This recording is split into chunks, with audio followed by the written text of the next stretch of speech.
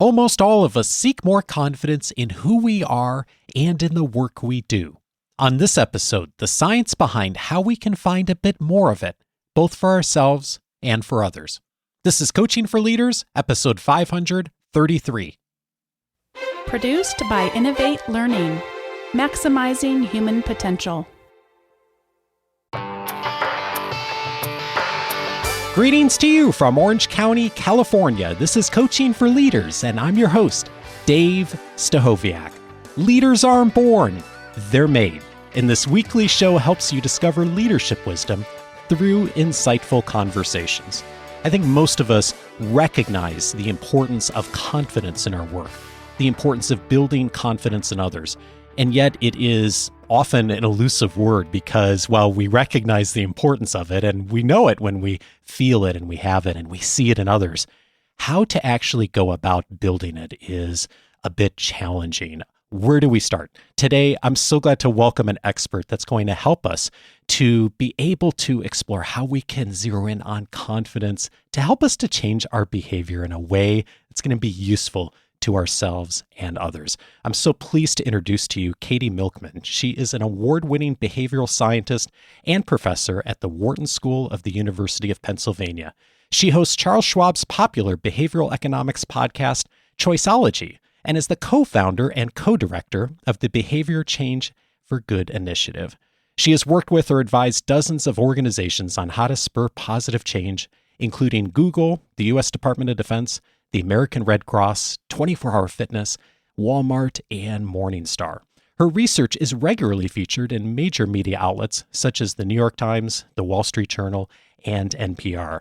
She is the author of the book, How to Change, the Science of Getting from Where You Are to Where You Want to Be. Katy, such a pleasure to have you on the show. It's a pleasure to be here. Thanks for having me. Well, the pleasure's mine. You tell so many stories in this book, which is one of the things that I love about your writing style. And one of the stories you tell is about your own journey in your academic work of working on your doctoral degree. And particularly you zero in on a story of where you were halfway through your studies and you got a manuscript back from a journal and it prompted a conversation with your advisor. And I'm wondering if you could take us back and tell us about that moment a bit. Yeah, I would love to. I was a insecure third-year graduate student in a PhD program, hoping that someday I might become a PhD and also that I would become a professor. And it turns out in academia, in order to be successful, the key thing you have to do is publish lots and lots of manuscripts. And I had just sent off my most important manuscript, the one that I expected would become a big part of my dissertation and part of what I presented when I went out to other universities and tried to get a job. And it had arrived back rejected. There were reviews from 3 experts saying, this is not good enough. We have no interest in ever seeing it again. Try to find another journal that might consider it. But basically they said, this is garbage. And I was devastated. And I went into my dissertation advisor's office completely dejected, assuming that he was going to tell me we had to rip up what we'd done and begin again. He was a collaborator on this project that I was leading, and he was providing mentorship. And instead, what my advisor did is he sort of sat back and said, don't worry, this is not a big deal. You did really excellent work. This is going to find a happy home. Make a few revisions if you see ways to improve on what was wrong. And let's get this back out the door in the next 2 days, because if we get it right back out there, we'll have another shot at this. There's a lot of luck in this process. Instead of telling me that there was something wrong with me, that I needed to rethink success, that things looked bleak, he propped me up, he gave me support, and he told me everything would be fine. And that was really a central tenet of his advising tactics, was exuding enormous confidence in his students. Even when we were battered and sure that things wouldn't go well, he actually famously gave all of his students an offer of an insurance contract. When they would go looking for a job at another university, he would offer to pay them if they didn't get one, if they gave him a small amount of money up front, in order to just display how absolutely certain he was that they were going to get a job and have a good salary and have a good outcome, he was making these offerings. And I don't think any of his students ever took him up on it. And I also don't believe any of his students ever failed to get a job. He has perhaps the most remarkable track record as an advisor of any professor in a business school. That sounds like an extraordinary statement, but his advising is legendary. There's actually a picture on his wall of his academic family tree, and it's really unrivaled. There are dozens of offspring that have ended up at all of the top universities around the world. And I think a lot of that success has to do with the way he handles students who come to him facing challenges, who are distressed, who feel like they're set up to fail, which is a common part of being an academic. There's a lot of negative feedback, a lot of rejection, and he is so confident and conveys to his students that he knows things will work out, and then they do.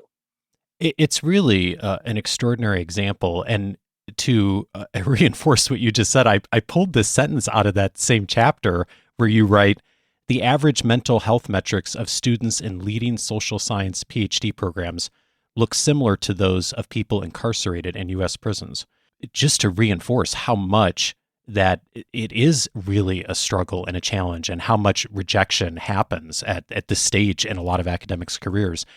And it just, self-doubt really does get in our way, doesn't it, a lot? It really does, particularly in these high-stress, highly competitive situations, which is what the top tier of academia looks like in a graduate program. There's a lot of anxiety, there's a lot of uncertainty about the future. You're in this in-between phase in life, and you have very little status. It's just a very challenging time for a lot of people, which might sound counterintuitive. If you're at a top university in a PhD program, it sounds like it would be a rosy life, but it's very difficult. These are people who've been high achievers. That's what got them there. And suddenly they're thrown into this situation where they really don't know if they're going to be able to cut it and hack it. And historically, some PhD programs have kicked a lot of students out midway through who weren't succeeding. That is less common now, but it still feels like a really tough environment. Not everyone's going to get a faculty job. There's a lot of anxiety. You make the point many times in this chapter and in the book that expectations really shape reality, and that how we think about something really does affect how it is. And my sense is, like, we sort of, some of us know that intuitively, like we have that sense that that's true, but I'm wondering what the science says about that. Yeah, the science that you have probably heard of and your listeners have probably heard of that's best established on this topic is science on the placebo effect, where if you are given a sugar pill by a doctor or pharmacist and they say, hey, this is going to make things better, you're feeling some pain, this is going to make things better, you're in discomfort, it actually does improve outcomes substantially. And this is a very robust and I think quite remarkable finding. We've known this for hundreds of years, actually. That is an example of how beliefs can shape our outcomes. But I actually want to tell you about one of my favorite studies that's been done more recently that's really related to the placebo effect, but I think extends it to settings we might not think about as related to this medical phenomenon. It's much broader than a medical phenomenon. So a study I love was done by Aaliyah Crum, who is a professor at Stanford. She led this as part of her undergraduate thesis, and it was with Ellen Langer at Harvard University. What they did is they had a group of housekeepers at multiple hotels who were enrolled in a study, and it was an experiment. And these housekeepers were randomly assigned to one of two groups. One group of housekeepers was told that every time they were doing their jobs every day, they were actually getting the CDC's recommended amount of exercise, because as they're changing the sheets on a bed, as they're vacuuming the floors, as they're scrubbing the bathroom tiles, they're getting a really good workout. And the other group wasn't provided with this information. And then the question was, would just telling people that their work was actually exercise lead to more benefits that you associate with exercise? In other words, once I believe I'm getting exercise, do I get more benefit from that activity? And what they found is that a month later, the housekeepers in the study who'd been told their work was exercise had lost more weight. They had more controlled blood pressure. They're feeling better. And I think it's remarkable. Wow. These weren't huge effects, right? They're small effects, like they'd lost a pound or so, but it was significant. And what's really interesting to me about that is thinking about what happened, right? Someone tells you this job you're doing is exercise, you start thinking about the job differently, and you probably do it a bit differently. I remember when someone told me as I was moving into my townhouse that every time I went up and down the stairs, I was getting passive exercise, and I was so lucky. And now, whenever my family eats dinner we have a lovely roof deck. I'm very lucky to live in my home. Whenever we eat dinner up there and we need to get the ketchup from the refrigerator downstairs, I happily volunteer because I think, oh, here's a chance for me to get in some extra exercise today. Or doing laundry becomes a combination of a chore and a way of making sure I'm feeling physically fit and active. So when you think about an activity differently, you actually do it differently. And I think that's the key insight at the heart of that study. Yeah, it's really fascinating how much what we think about and how we think about can really affect our own behavior and potentially what we can do to affect the behavior of others by what we are saying and advising people. And of course, like I know people are thinking like, well, how can I actually change my thinking? Right. It's and part of the interesting place there, I mean, there's several tactics here you talk about in the book, and one of them is around advice giving. And I was wondering if you could share a bit about how that shows up as far as how we think about things and also how we change our confidence.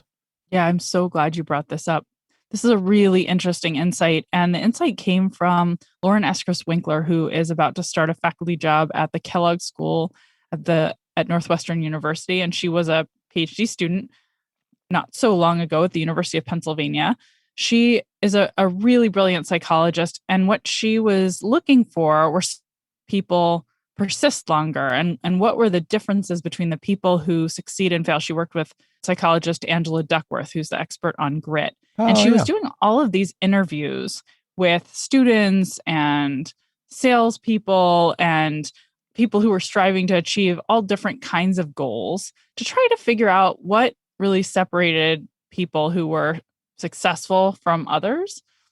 And what she then noticed that really struck her as interesting is that even people who were struggling, when she asked them specifically what they could do differently, what might help them, they had really good insights and they loved being asked. And they were somewhat surprised to be asked because all their lives they'd been used to just getting advice from people when they said they were having a tough time. They were used to someone putting their arm around them and saying, I see you're struggling. Here are my tips. And that was actually really demotivating. She wondered if we maybe needed to flip the script, if we had everything wrong about the way we try to help someone who is not succeeding as well as they'd like to at their goals. She wondered if instead of offering them advice, which can be really demotivating and make them feel like, gosh, we must think they're completely clueless, to what if we actually ask them for advice? Because they might have a pretty good idea of what could help them do better. And if we ask someone for advice, we're really putting them on a pedestal. We're conveying, I believe in you. I think you've got what it takes to figure out a solution to this challenge if you just think carefully about it. And not only that, again, based on these interviews she'd done, she had a strong suspicion that lots of people, if they introspected because someone asked them to provide advice to someone else, they introspected about what really could work, what really could help them achieve more, they would be able to dredge up a lot of insights that were quite good that they maybe hadn't bothered to think through before because they'd never been put in a position where they needed to articulate strategies that could be useful. And then finally, once you've articulated what you think could work to someone else, you're going to feel really hypocritical if you don't take that advice yourself. And also, there's something in psychology called the saying is believing effect. So once you say something, you proselytize about something, you actually start to believe it. Why would I have said this to someone if it wasn't good advice? So all of those forces combined led her to think maybe putting people in the position of advice giver could be a really powerful tool to both boost their confidence and really the insights they have to work with and the likelihood they follow through. And she has done lots of random assignment studies at this point showing that this is true. People think that they'll be better off if they get advice. But in reality, giving people advice, meaning being put in the position of a mentor, a coach, an advice giver, is really valuable to your own outcomes. And one of my favorite studies is one I got to work on with her, though she's done other work in other settings with adults. For instance, this is a study that we did of high school students. We took about 2,000 high school students at the start of the third academic quarter of the year, so roughly January, and we randomly assigned these students to either go about life as usual or come into a computer room to take a 10-minute survey. And on that 10-minute survey, they were just asked to give advice to their younger peers on how to study more effectively for school. So we asked them some multiple choice questions, some open-ended questions, where do you go to study? How do you avoid distractions and so on? And then we measured whether or not that activity of giving advice for just a few minutes had an impact on these students' third quarter grades. And we looked specifically at their grades in the class they told us they most wanted to improve in, and in math, which is the class that we particularly cared about, given that it's so important to life outcomes and so many students struggle with it. And what we found is actually a significant improvement in both math and in their target class among the students who had been randomly assigned to give advice to their younger peers. And these weren't huge effects. We're not turning C students into valedictorians. They're small effects. But for a 10-minute intervention, it's pretty remarkable. And you could see how that might be enhanced if there were a more active mentoring situation going on where you're giving advice continually and have face-to-face contact with whoever it is might even make you feel like it's more important to follow through on the guidance you've given someone else. This is really fascinating. And one of the things I know that some people are listening to this and thinking right now is like, well, Dave, you've had shows on stop giving so much advice. And we've had Michael Bungay-Stanier on, the author of The Advice Trap, and cautioning us as leaders to not just jump in and always be doing the advice giving and to stop and to listen and to coach.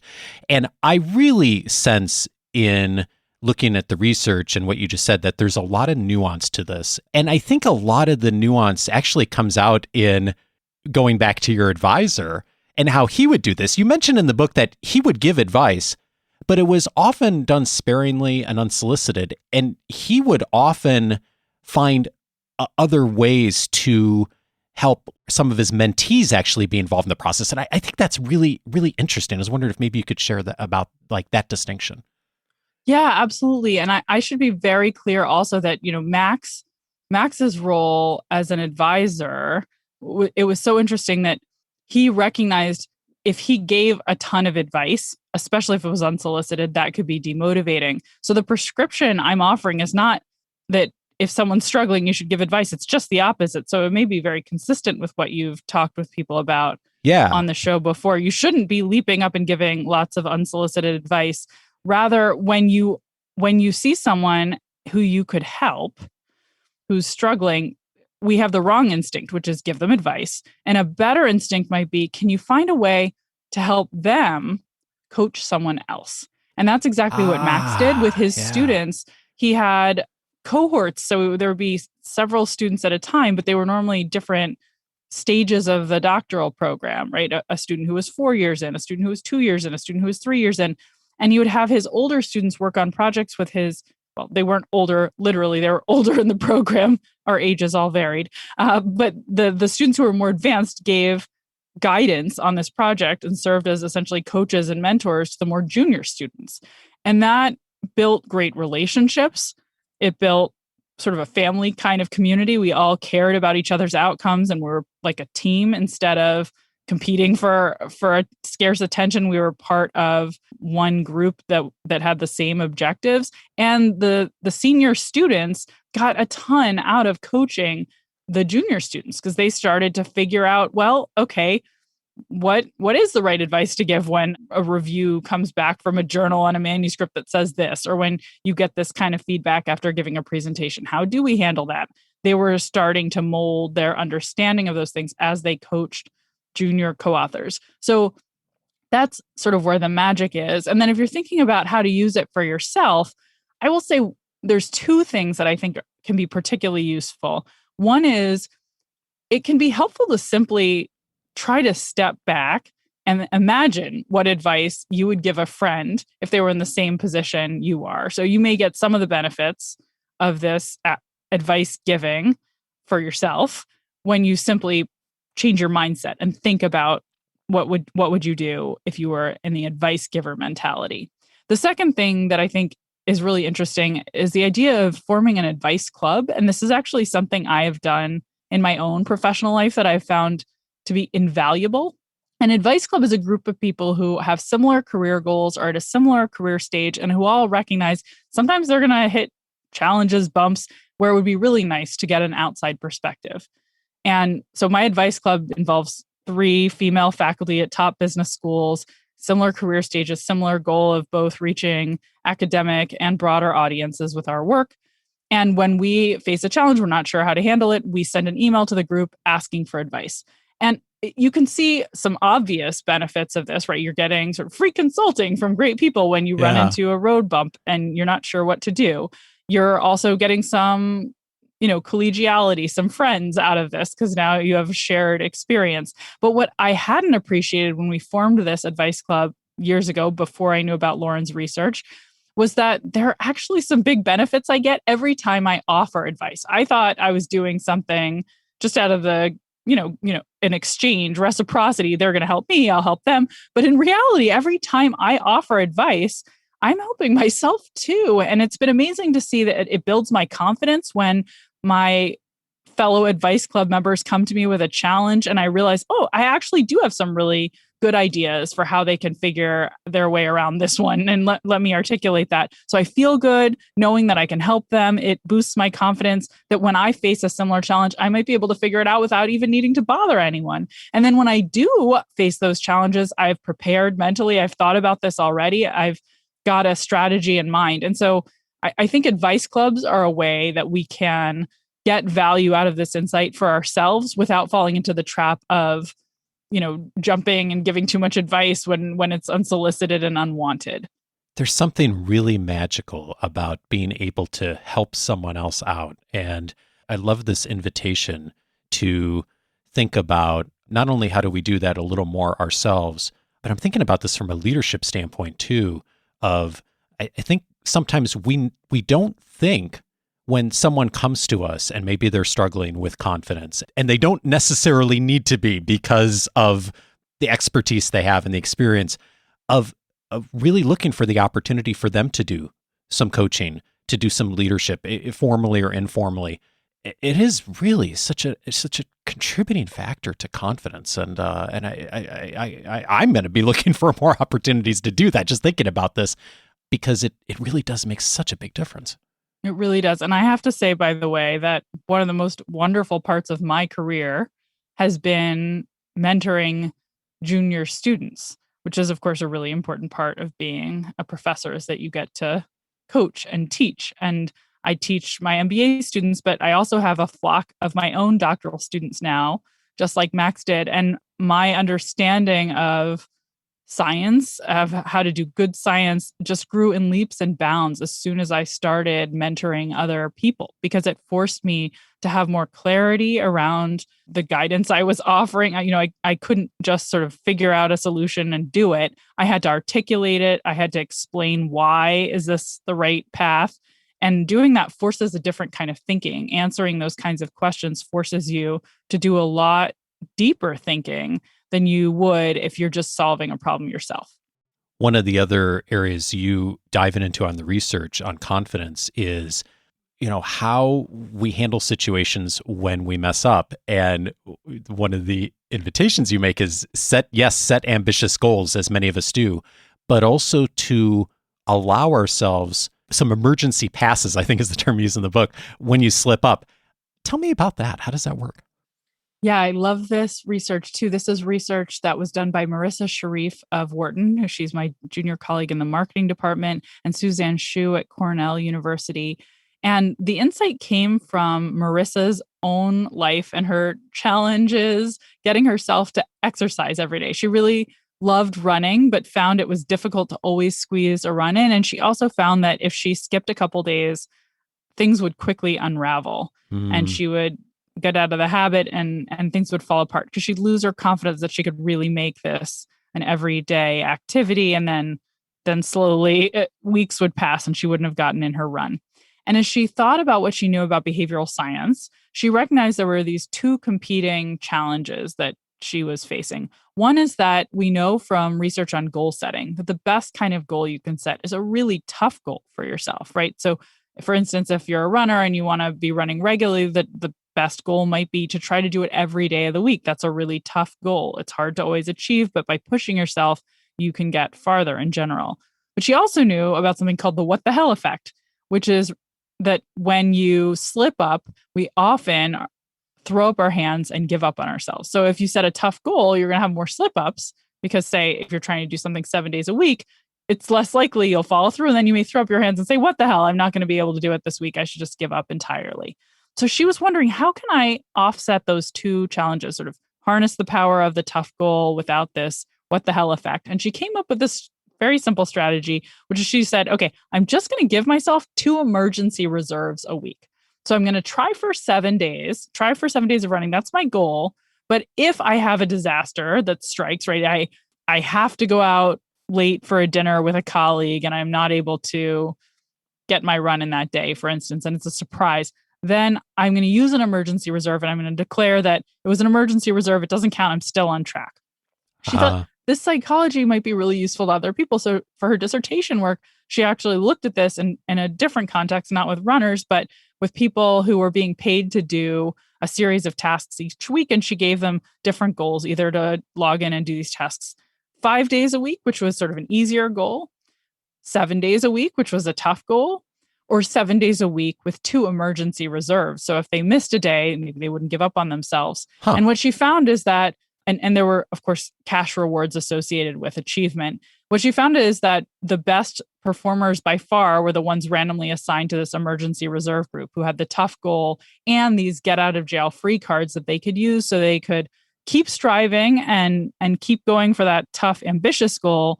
But if they had something go terribly wrong, they wouldn't have to say, I give up on myself. And I think it's a really important insight that we are going to have some slip ups. We want to be pushing ourselves to the max. We want to be pushing ourselves to achieve as much as we possibly can. So you don't want to give yourself a lower bar.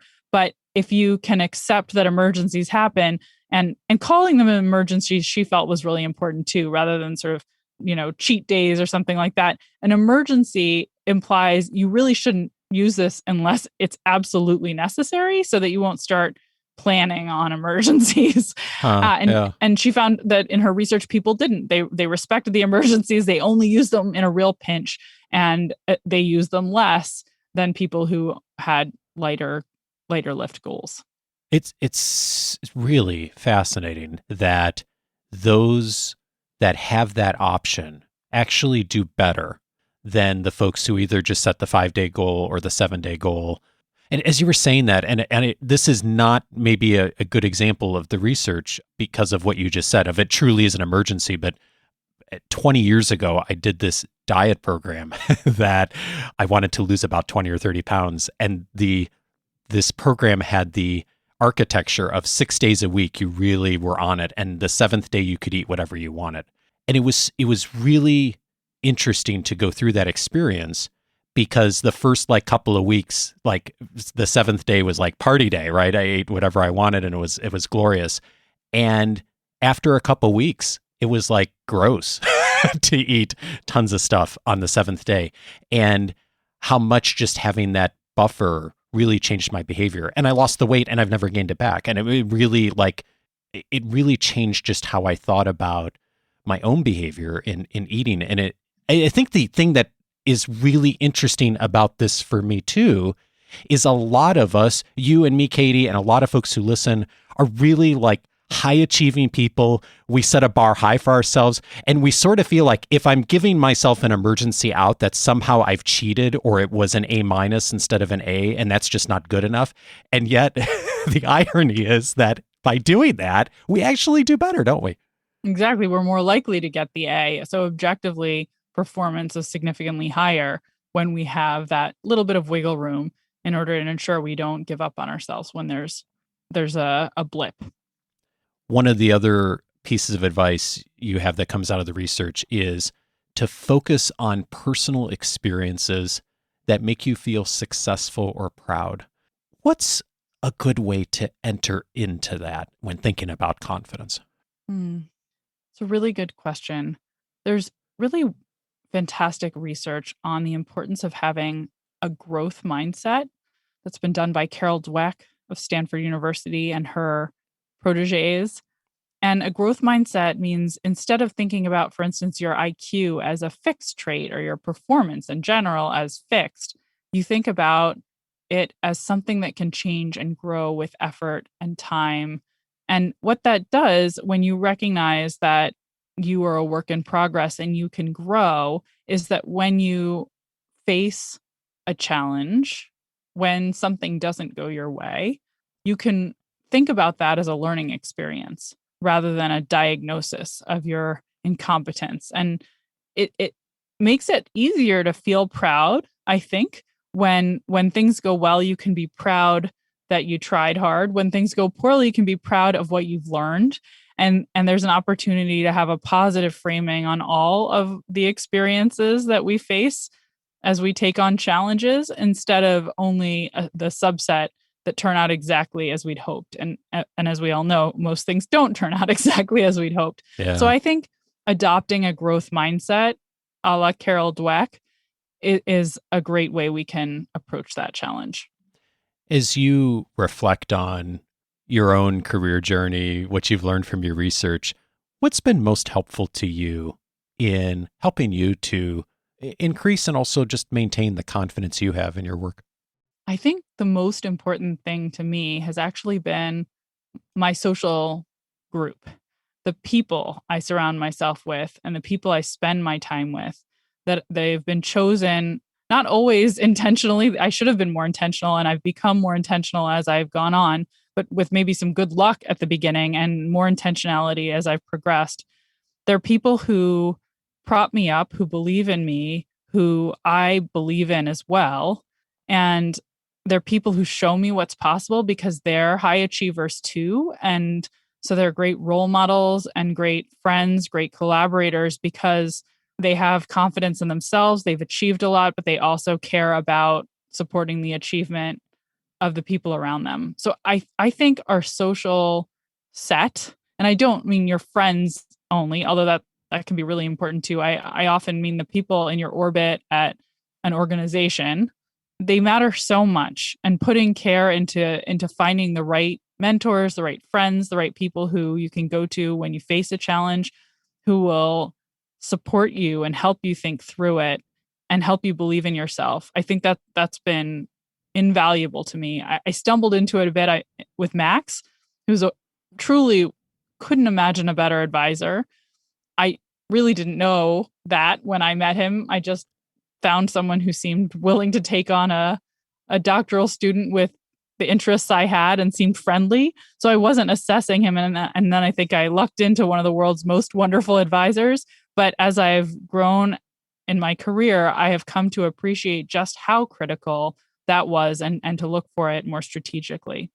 Katy, this has been so helpful on just thinking about how we can do some practical things that help us with our own confidence. And there's so much more in the book. One of the things in the book that I was tempted to ask you a lot about as well is just how much timing makes a difference in inviting change. And particularly, it's just fascinating some of the research around looking at organizations and how do they encourage employees to take on learning opportunities and retirement and like timing around that. I think if that's something that is of interest to those of you listening on thinking about strategies for doing that, I would really recommend the book. There's so much more to dive in on.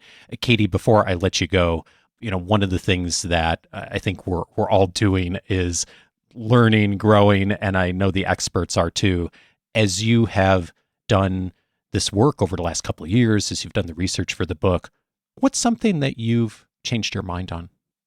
I think one key thing I've changed my mind on over the last 2 years is whether or not there are any, I'll call them silver bullets, simple strategies that can create durable change. When I started really the book project, I started my research on behavior change, which is what everything I study is really about. I was hoping that I would be able to find the equivalent of the fountain of youth for behavior change, right? The holy grail, the single ingredient that creates durable, lasting change if only you harness it. And what I've come to realize through research and writing and talking to people about their personal journeys is that was a myth. There is no silver bullet. There's no single ingredient or single solution. And instead, there are different solutions depending on the challenge you face. And each will take you a long way if you use them appropriately, but often they need to be used in combination. Often they need to be switched at different stages of your career or your journey as the barriers you're facing change. So I think that was it was probably a naive belief to have at the beginning of my journey, but it's been really valuable for me to learn and see that we can be more strategic and get very far with change, even if there is no silver bullet. Katy Milkman is the author of How to Change, the Science of Getting from Where You Are to Where You Want to Be. Katy, thank you so much for your work. Thank you so much for having me. This was lovely.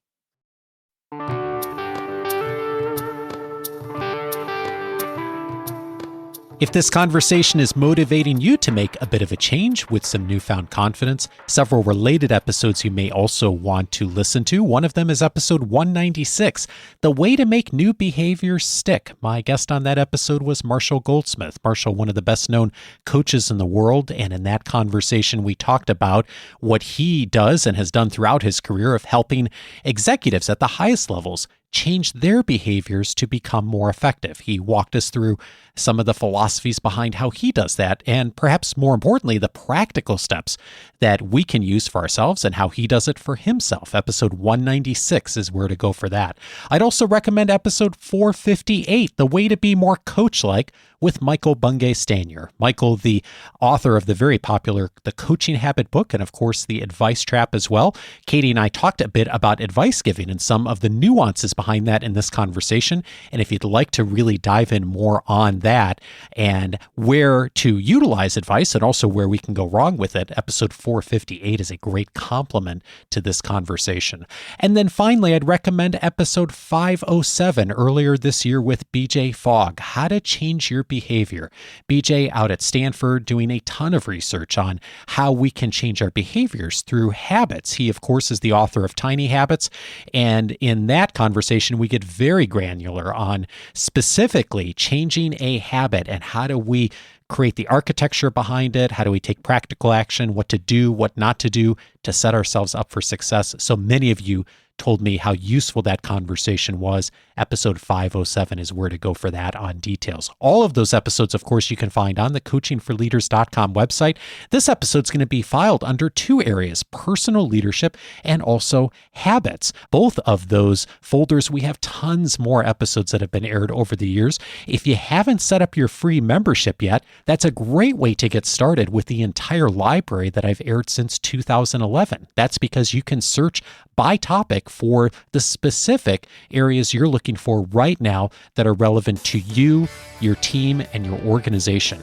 Once you register at coachingforleaders.com, you'll be able to get access to all of that for free, plus all of the free audio courses that are inside of the membership, the membercasts, all my weekly leadership guides that come every Wednesday, and plus a ton more inside the membership. Coachingforleaders.com is where to go for that. Take just a few seconds and sign up for free, and you'll be giving access to all of those areas as well. Next week, it is our regular question and answer show. Bonnie and I will be joining up forces to respond to as many of your questions as we can. If you have a question you'd like us to consider for this coming week or for a future question and answer episode, go over to coachingforleaders.com/feedback. Submit your question to us for consideration, and I look forward to joining with you back next week with Bonnie. Have a great week. Take care.